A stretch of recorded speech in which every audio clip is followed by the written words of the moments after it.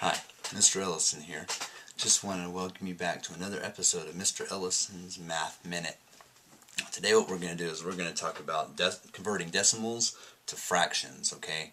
And the numbers that we're going to use are the numbers 0.5 and 0.75. Now, before we get started, why don't we ask the question, what is a fraction? Okay, a fraction is nothing more than a part over the whole, okay?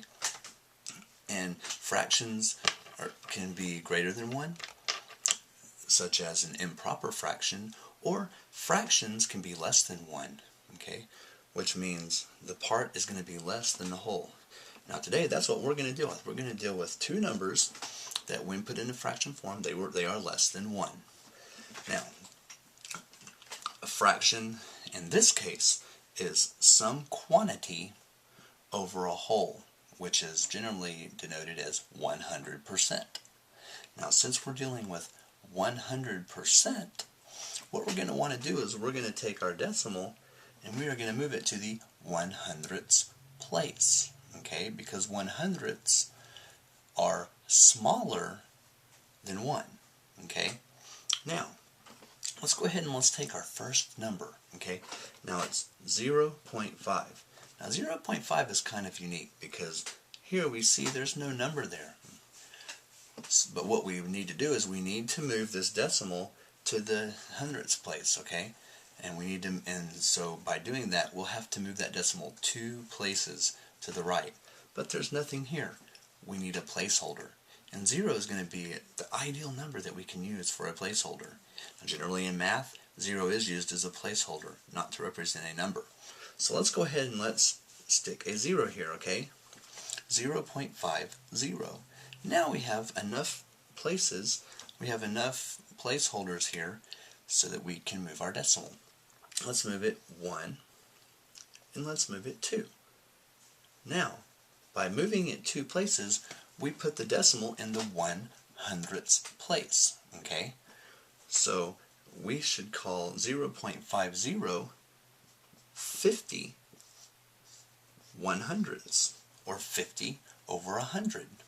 Now, whenever we get a fraction of this magnitude, we don't want to leave it huge or anything. We want to simplify it into lowest terms. So what we do is we look at the denominator in the bottom, and we look at the numerator at the top.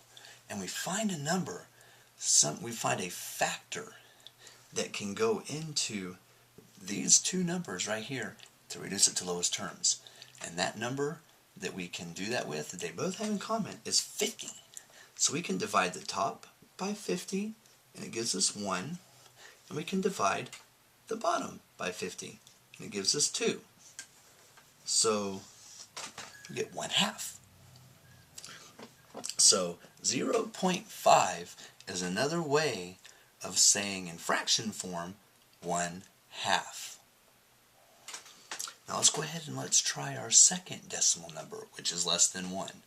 Now we have to move this decimal 2 places to the right so that it is in the hundredths place, because we are dealing with a number less than 1. So we're going to take our decimal and we're going to move it 1 place into the tenths place, and then we're going to move it into another second place, a second move to the hundredths place, okay? So now we have the decimal behind the 75, so it's 75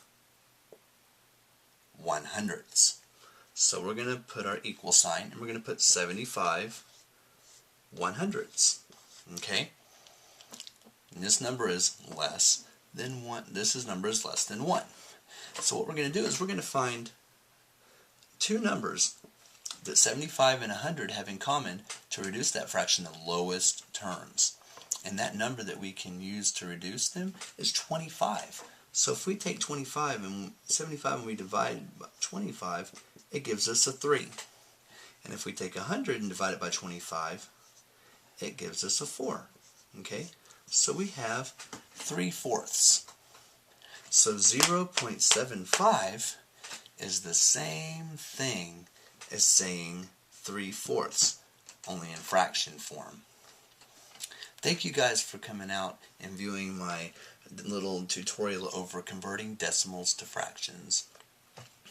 If you have any questions or any concerns about the math, or you want to go any more in depth with the math that we're doing, or just, any questions in general, please don't hesitate to get onto my blog.